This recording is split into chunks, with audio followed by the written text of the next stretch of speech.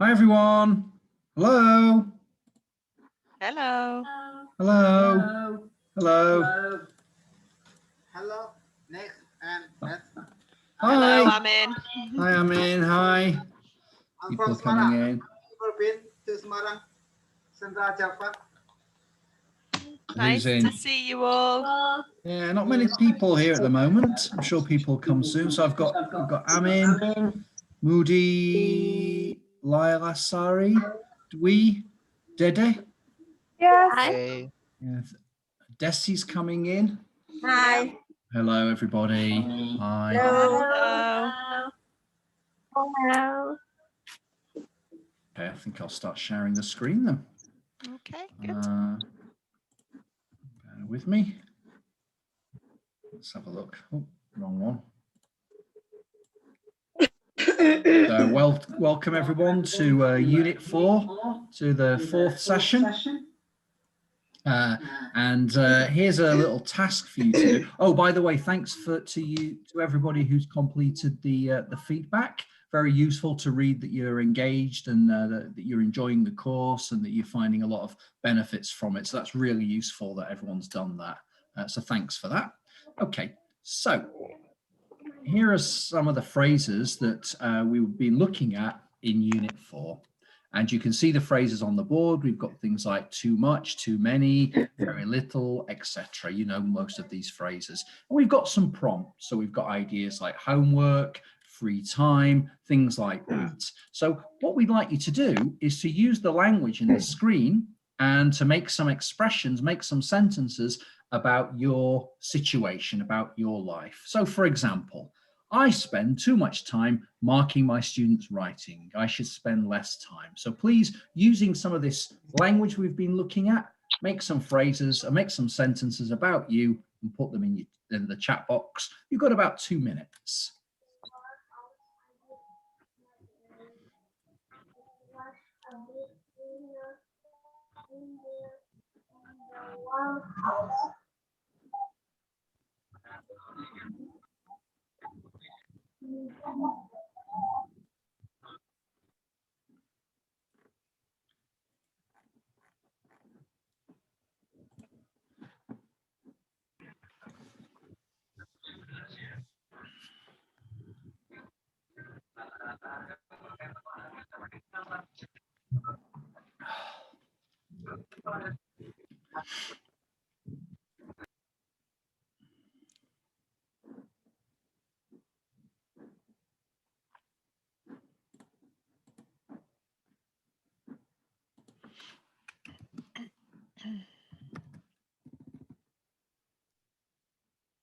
Okay, any ideas?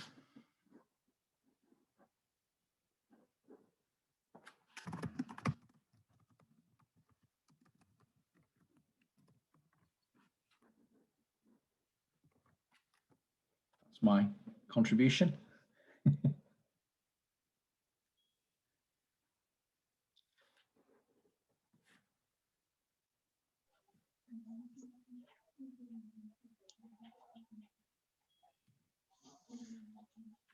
Very good. Moody, can I have one of your cakes? That'd be very nice, actually.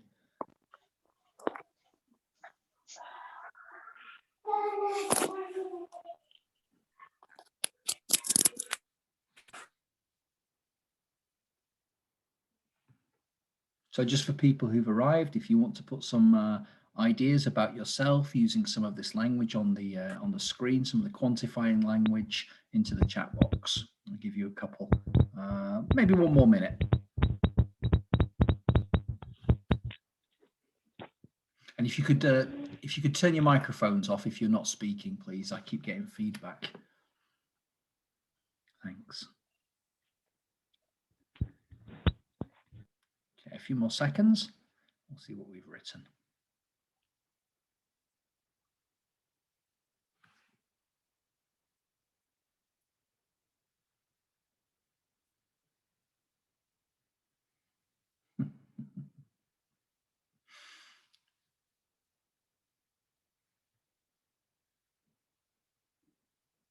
Okay, so let's see what we've written here. So Moody says that she has some cakes. in my fridge. Lovely. I feel like I want a cake at the moment. It would be nice. I'm going to have some coffee soon. So a cake and coffee will be quite tasty. Dede's saying I have some cassavas. What's cassavas? Beth, do you know? Does someone tell me what cassavas is? I've heard this. Obviously, it's something for cooking. Is something you use in Indonesian cooking? I've never heard cassavas. I'll check that in a minute. But that's grammatically correct. Somebody? Dede, do you want to tell us what it is? Your microphone's on mute though at the moment. We can't hear you. I think cassava is something that plant that it's under the ground. Okay. Yeah. It's it's like a potato, like a Like a potato. potato, like a sweet potato. Because my husband plants in the little garden, so I take it. Wonderful. Wow. Try that. But grammatically, that looks correct. Some cassavas because it's countable. Okay, what else have we got? I spend too much free time to do my hobbies. Okay, so I guess, Dewey, you have a lot of free time, because if you spend too much free time, it means you have more than enough, which is actually probably a good thing. We've got, I gave sugar for my avocado juice. Okay, so do you mean I gave a lot of sugar? Usually when we have a positive sentence, we say I give or I gave or I gave a lot of sugar into or to my avocado juice. Or I think will be better, I put a lot of sugar in my avocado juice. Yeah. Remember when we're using positive sentences, we tend to say a lot of. Much tends to be used in negative. There is some shops, or okay, there are, because we've got shops, which is plural. So there are some shops in my area. Sweet cassavas. Okay, I will have to try this. My students have some difficulties in understanding material via online meetings. That's a perfect sentence. That's really good. Really good. So we've got use here, or, you know, when we're looking at these kind of words, we have to bear in mind if it's countable, if it's uncountable, if it's plural, if it's single. Okay, we'll come back. We'll review that in a second. Okay, right. Let's have a look at what we're going to be doing today. Okay, so thank you everybody for sharing your ideas there. Interesting to learn a little bit more about you. So today, as you probably guessed from what we've just done, we're going to review the use of quantifiers. So we've looked at this quite a lot in Unit 4. Hopefully you've had time to complete at least some of the tasks in Unit 4. But again, don't worry if you haven't finished everything just yet. But we'll look at some of the language. After that, we're going to share some ideas about how we can develop our students' writing. And again, this is something that we asked you to think about before coming along to the session today. So hopefully you've got some ideas that you'll be able to discuss together and share with your colleagues. As well as thinking about how to develop our students' writing, we'll also have a chance to talk about how we can mark or correct or give feedback on our students' writing. So again, hopefully you have some ideas to talk about when it comes to this. And finally, as usual, you will get the chance to reflect on the content that we've looked at during week 4. Brilliant. So let's make a start. Yep. So if you think back to last week, we were looking at vocabulary and what our learners need to know if we're teaching vocabulary. And this week, we're going to be looking at quantifiers. And obviously, you've been doing this. You've looked at quantifiers in the Foundry and various aspects of it. So imagine that you're teaching quantifiers with your learners, how a lot of, much, many, some, things like that. What do your learners need to know? So if you're going to be teaching quantifiers, what do your learners need to know to be able to use quantifiers appropriately? Okay, so think back to last week when we talked about the meaning, the form, pronunciation. And so for example, if I'm teaching quantifiers, I want my quantifiers to know this. Does it refer to small quantities or large quantities. So if I'm teaching something like a lot of, or some, or many, I want to make sure my learners know if it refers to small or large quantities. So we're going to give you a few minutes to put in the chat box. When you're teaching quantifiers, what do you want your learners to know? And again, think about meaning, form, and pronunciation.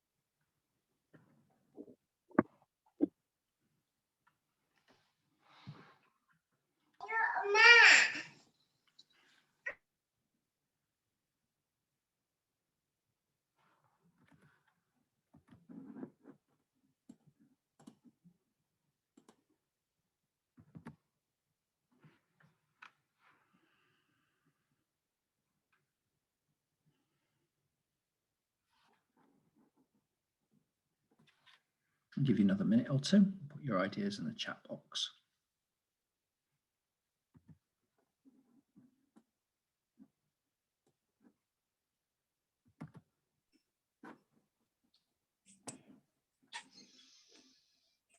Dewey, that's a really good point.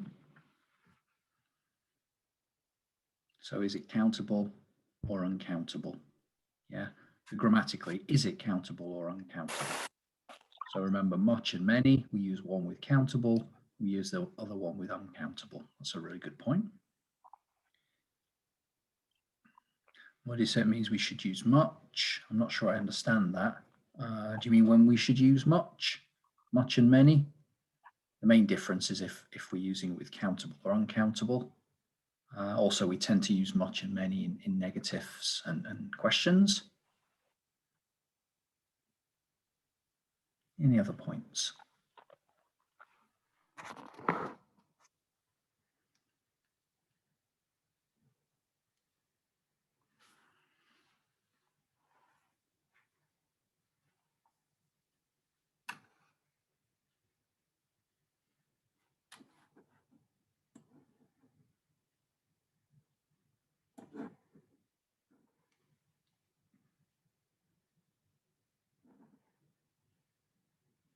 Yeah, that's a really good one from Agus. Is it singular or plural? That's really important.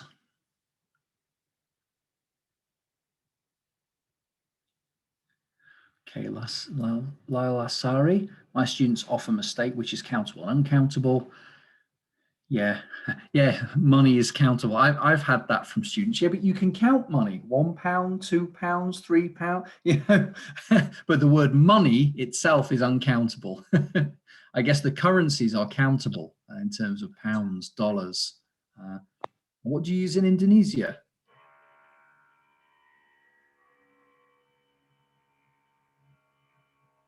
Any more comments?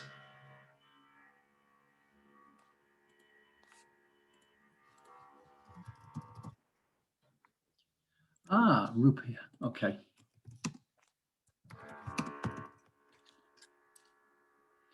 Okay, so quantifiers is a word that usually goes before a noun to express the quantity. Yep, good. They need to know that. Good.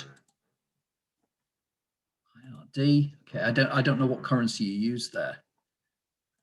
Little, yeah, little versus much. Good. Excellent. Excellent. Some good comments here. Yeah, good ideas. Yeah, good. Remember, we're thinking about pronunciation as well. We need our learners to think about things like that. Okay, so we've got some good ideas. More people are coming into the room. Okay. So here's some things we think that our learners need to know if we're teaching them quantifiers. So let's see we've got some of these ideas already. So we said when we're teaching quantifiers, we need to think about, as we've said, meaning. And in terms of meaning, we need to think about, does it refer to small quantities or large quantities? So in Unit 4, you were looking at that Klein and where the words go, if it refers to a lot or some or zero, etc.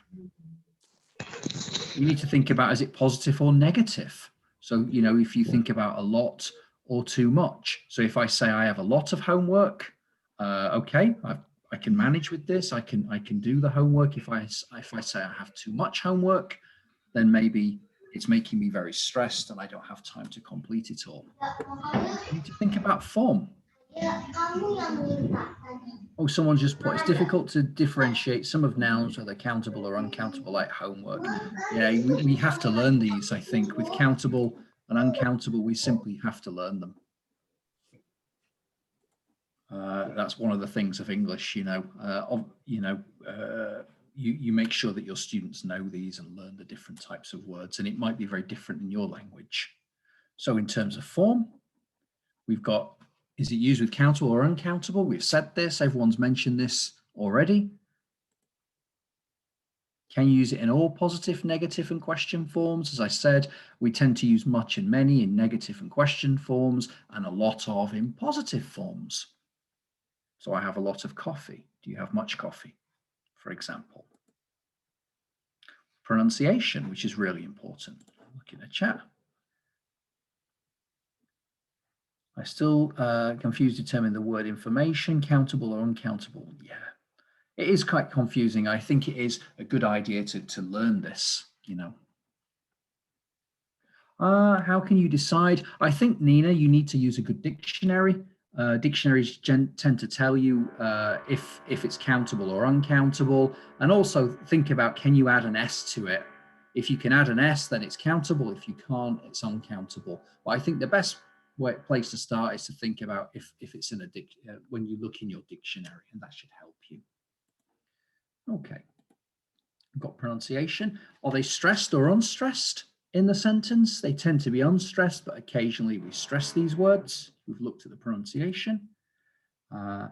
Focus on the whole chunk, so we say a lot of, rather than a lot of. Okay, Annie. And then finally, we need to think about, is it formal or informal? So we have words like lots and a lot of. We tend to use a lot of in a formal, maybe an academic essay or more formal writing, whereas we use lots, perhaps in spoken English or when you're chatting by text message. Both expressions, lots and a lot of, mean the same, but a lot of is a bit more formal. Okay. So if you have any questions, do keep putting them in the chat box. Yeah, I think my main suggestion is countable and uncountable is obviously check in the dictionary, and you may find it difficult if you translate it into your first language, Indonesian, or if it's another language, because it's probably going to be quite different. So I think it's good, maybe keep a note in a notebook or something like that of which words are which. Most words in English are countable, tends to be objects, things like pen, tables, things like that, but usually uncountable things like quantity, bizarrely money, rice, coffee, tea, things like that. Okay. Okay, thank you. So let's move on to think a little more about how we can help our learners to develop their writing skills. So as I mentioned before, this is something that we have looked at in Unit 4 and that we asked you to come prepared to talk about today. So let's just share some ideas first, and then you'll have a chance to discuss in a group. So for example, one thing that we could do if we want to help our learners with their writing is give them a clear example or a model of what we want them to do, so that they're very clear about what it is we are hoping they will produce. And this can be even just one sentence. It doesn't have to be a very long piece of text, depending on what we want them to produce. But giving them an example can be very helpful, I think. What other ideas can you think of? Have a think for a few minutes and then put some ideas in the chat box.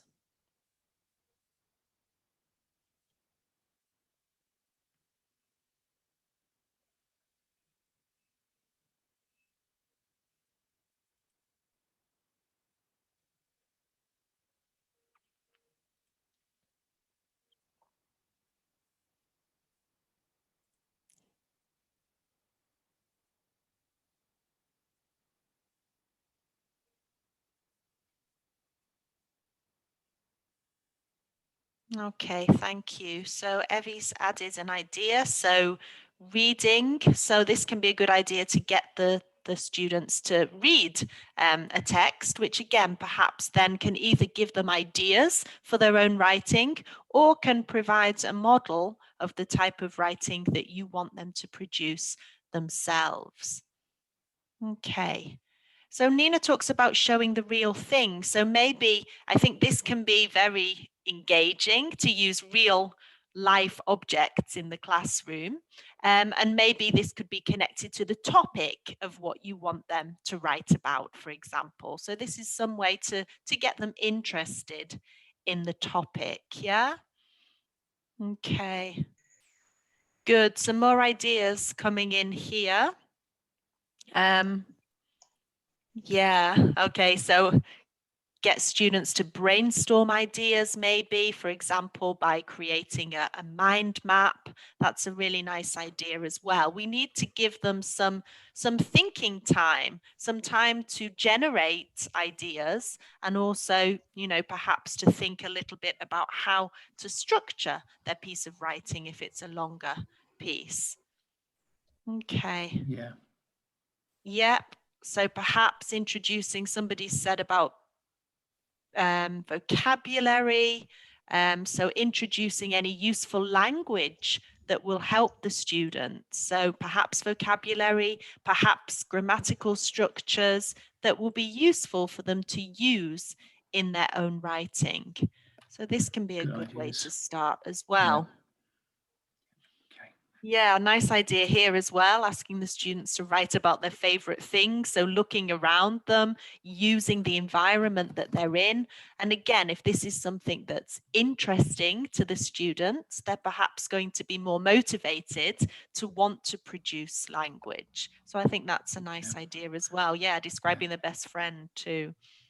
Okay, good ideas here. So we're going to put you into groups in a moment and ask you to discuss these 3 questions that are on the screen in front of you. So please, as usual, can you take a photograph of the questions or a screenshot perhaps so that you remember what you need to discuss when we put you in the rooms.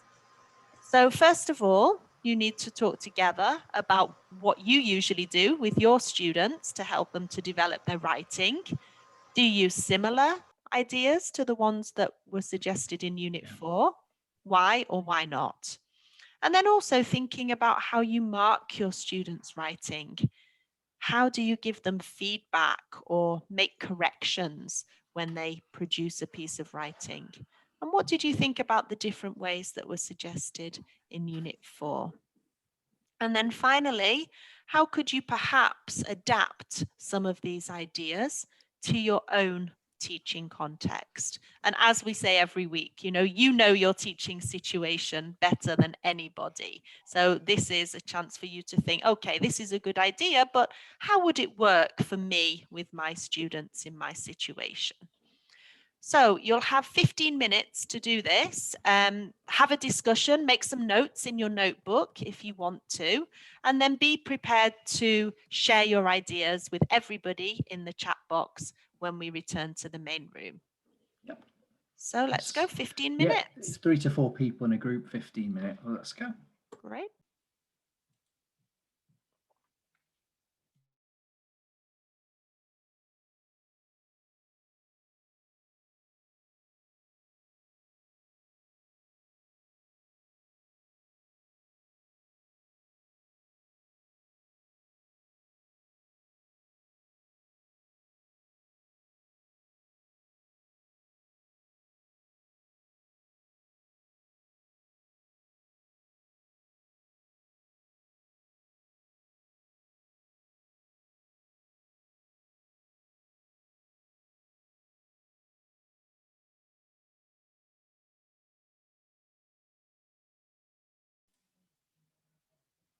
Are you okay? You too? I'll just.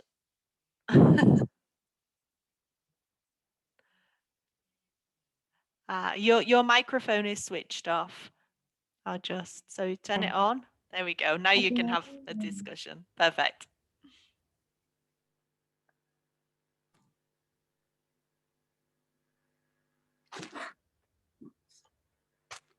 Oh, Hello. hello. Hello. Okay, what's your Only idea to? 3 people here, right? Yes. Yes. Do you use similar ideas to the ones suggested in the unit? Why? Why not? I think I've already talked about it. My student wasting much time in studying writing, so I sometimes use mind mapping strategy My to mapping. open their mind.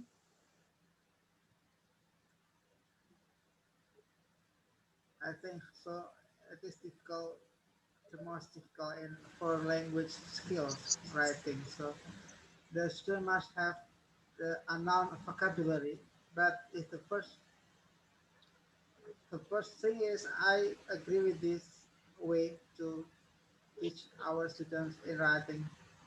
I think I normally give them the most interesting place or the interesting around them.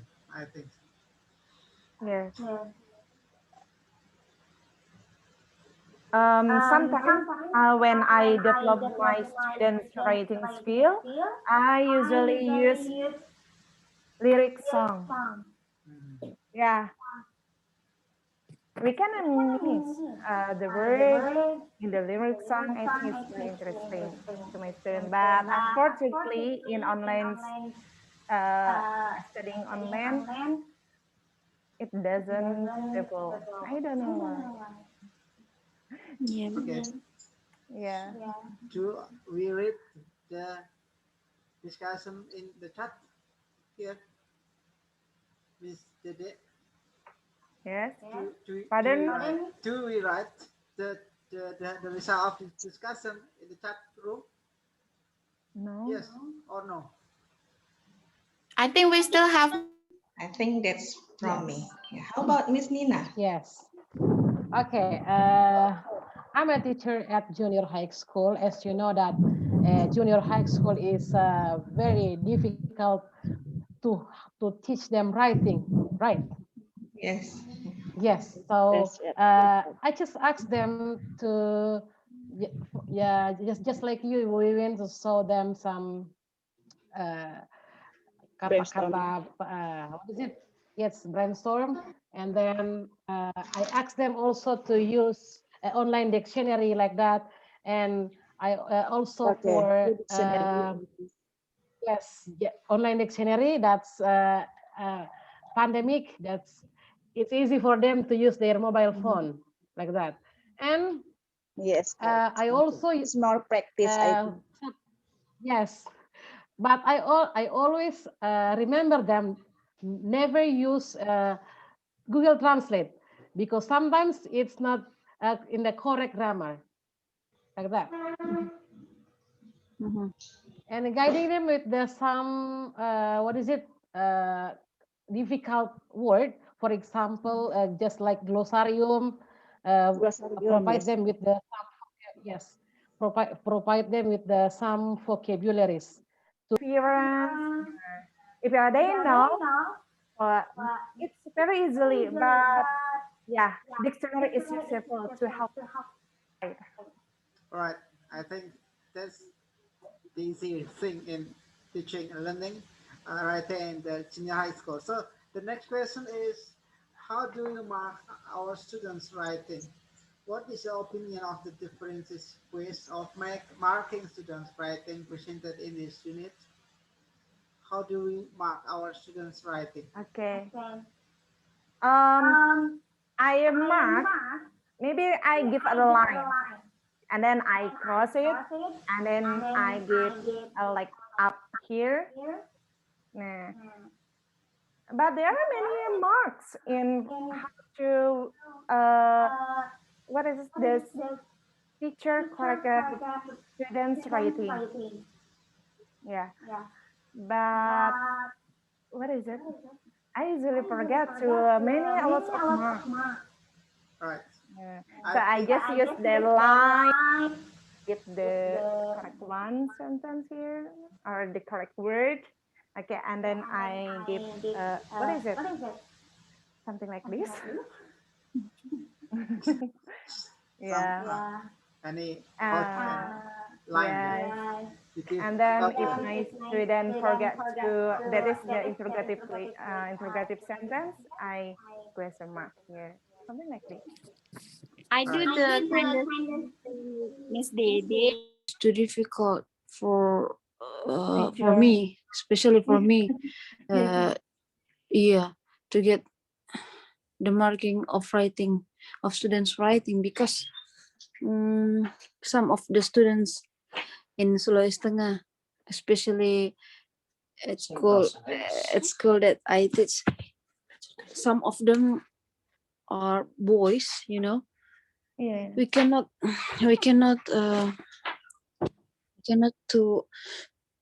too much press them. Kita tidak bisa terlalu menekan. Yeah.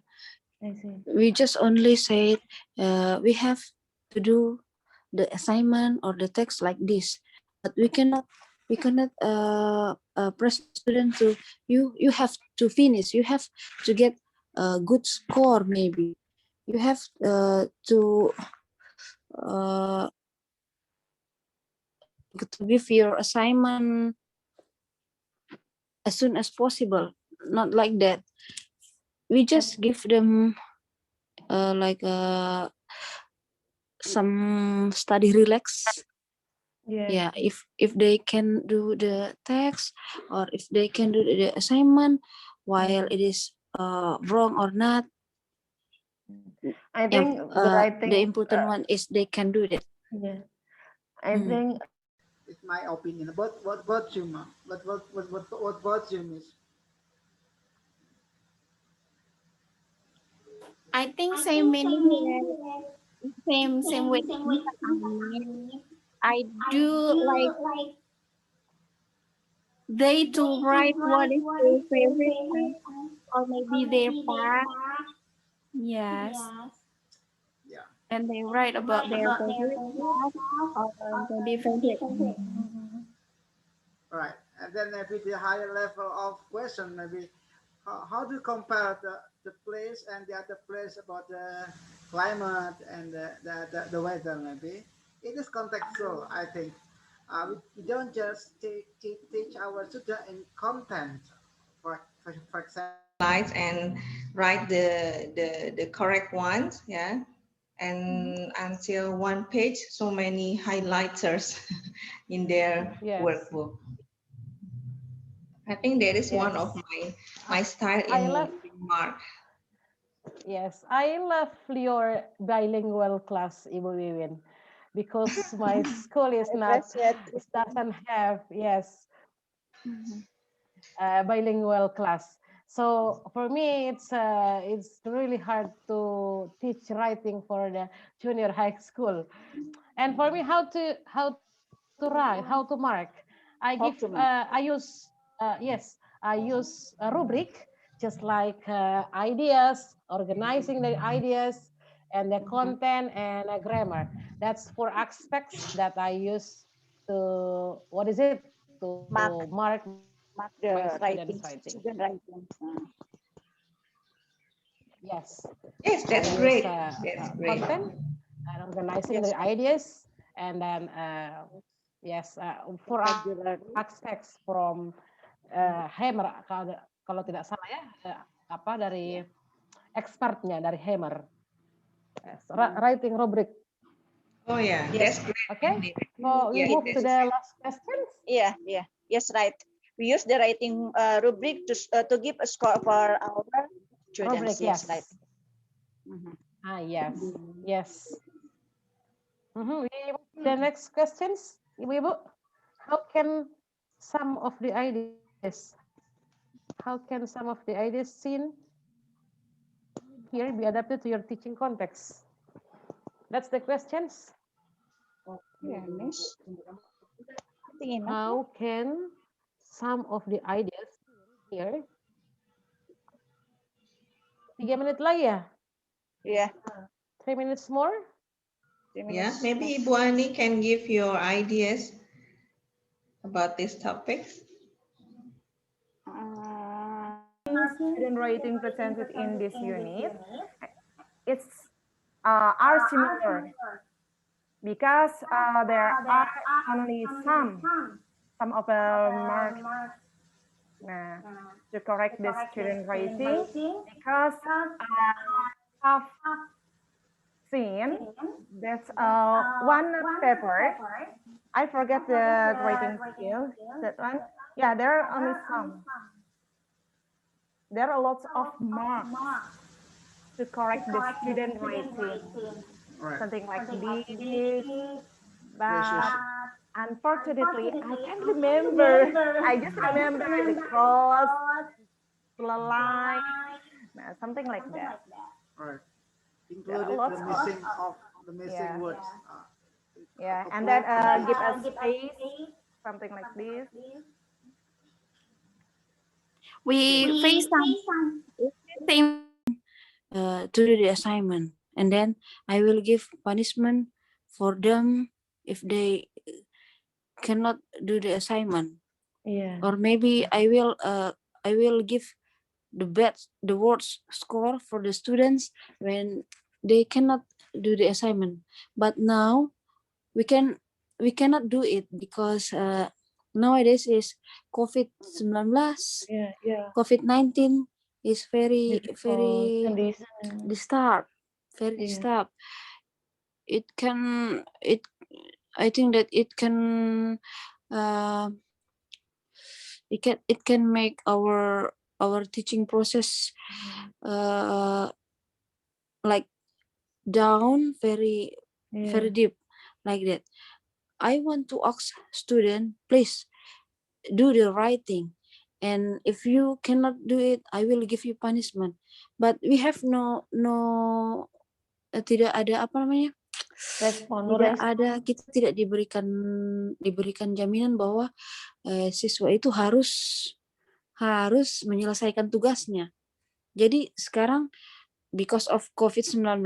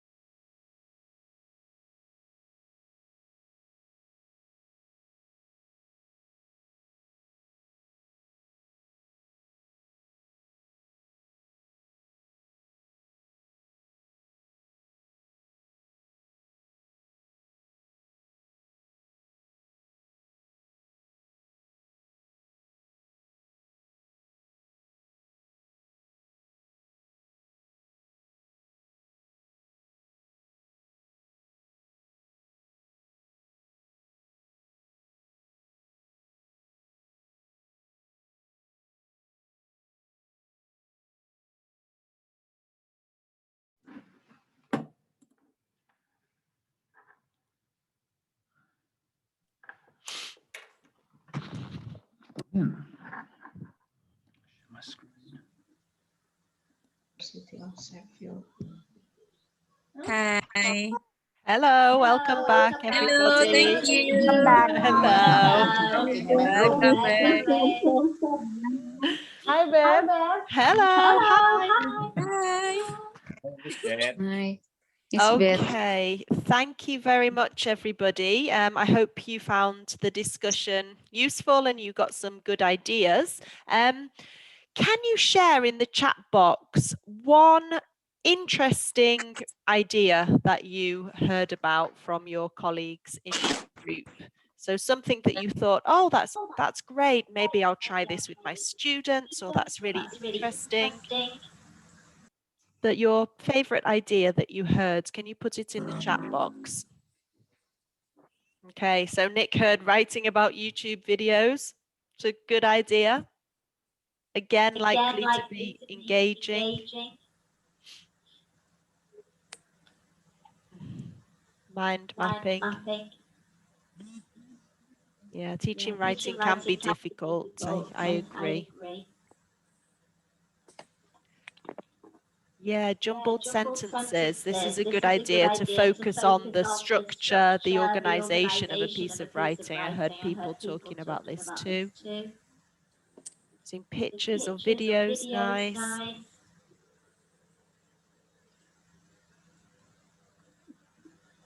Yeah, mind mapping again, lots of people have this idea. Yeah, I think lots of people are having connection difficulties today. There's a lot of feedback when people are talking, I've noticed as well. Beth, I'll just mute everybody and then just turn your camera, your microphone on. Okay. Let's see if that makes it better. Not really. Okay.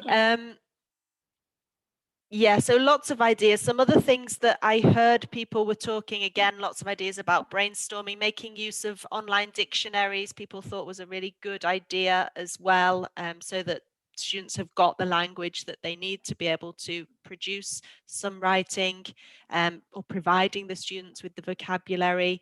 In terms of marking your students' work, I heard some nice ideas. So using a correction code was one idea, or using a marking criteria or rubric, another group were talking about. I thought it was interesting that one group was talking about not putting too much pressure on the students. So as long as they produce something, then this is good. And, you know, you can provide positive comments when you give feedback. So praise the students for their efforts, comment on the content, not only the language, and any improvements that you notice. So I thought these were really nice ideas as well. Yeah. So anything else you wanted to add, Nick?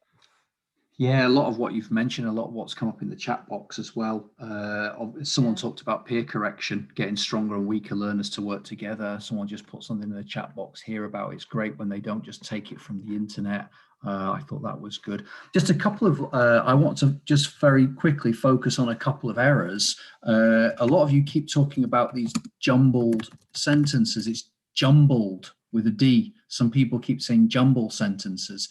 I mean, you could use jumble if it's a verb, but if you're talking about, for example, we use jumbled sentences with our students, it's an adjective here, so you should have a D on the end.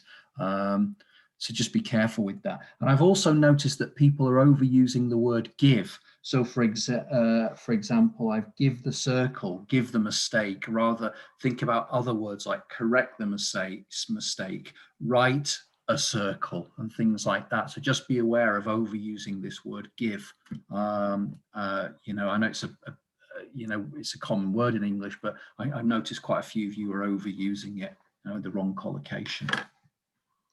Okay, and I have one more question then. Is vocabulary countable or uncountable? Tell me in the chat box what you think. Countable or uncountable? And I know you said before, sometimes it's difficult to know whether words are countable or uncountable. Okay, so most people are saying, oh, uncountable. A few people are saying countable. Okay, so remember that vocabulary is uncountable in English. So we can't say vocabularies.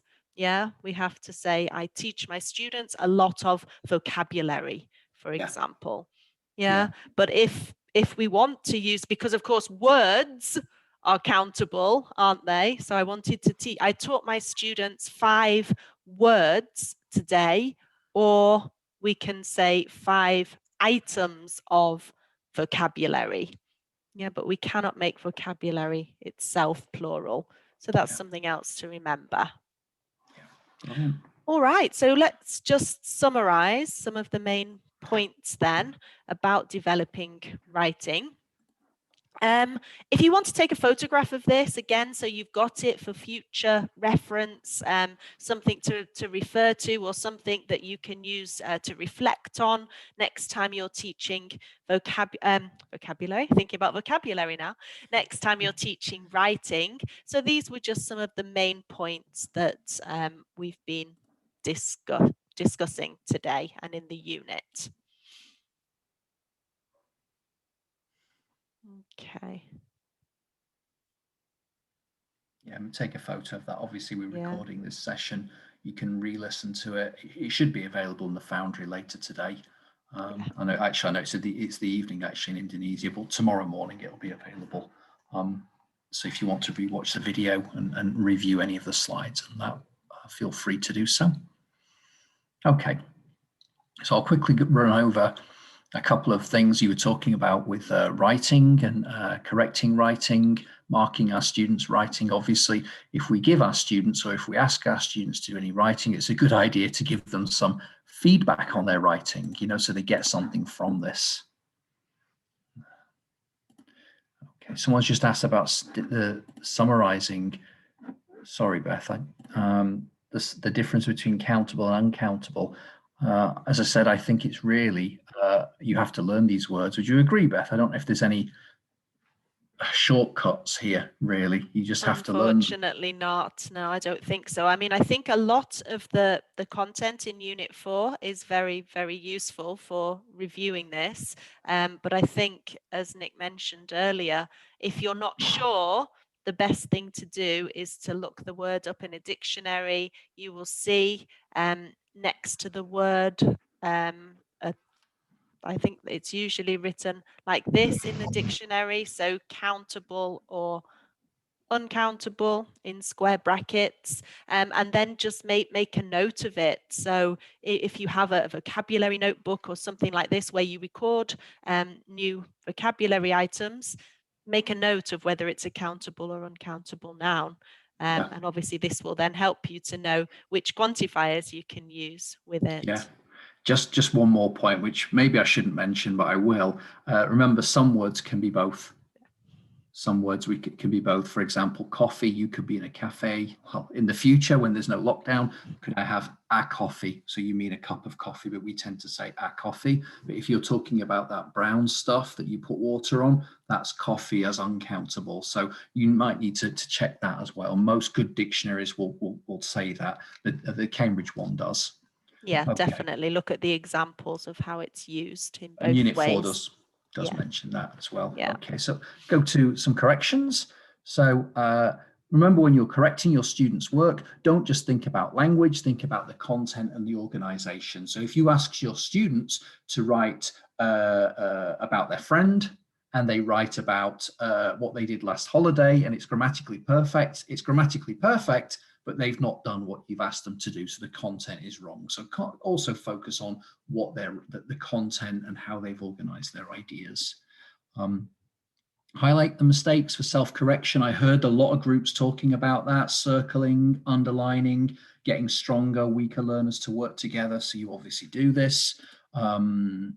Focus on mistakes that are relevant. So if you've been teaching, for example, countable, uncountable, quantifiers, if that's been the topic this week, and then you want your learners to do some writing, perhaps only focus on the language you've been studying recently, or that's relevant at that point. You know, you can't pick up on every language item that students are doing. And personalize your comments. You know, maybe I mean, it's a good idea to have a general comment perhaps to the whole class. So, you know, everybody's having problems with countable and you could review that. But I think it's also nice to have a personal comment to each learner about their writing to obviously engage them and motivate them and want them to start to love writing and want them to do more. So obviously, we've looked at this. This is an example of error correction codes. This is taken from Unit 4. A couple of people have mentioned they use error correction codes. It's a really good idea because then it gets our learners to start correcting their own work. Because, you know, as we correct our own work, don't we? You know, whether you're writing in English or in Indonesian or another language, you know, before you perhaps hit send, you check it, you check your own work, you correct your own mistakes. We all make some mistakes, even in our own language when we're writing quickly. So it's a good idea to help to get our learners thinking about the mistakes they make and to correct their own work, or to obviously start peer correcting. And then obviously tutor feedback. So a good answer, Pavani, etc. So the teacher here has written to Pavani to make Pavani feel really good that he's doing something. I think that's a gentleman's name, doing really well here. Okay. Yeah, I'm just reading the chats. Thanks. Okay.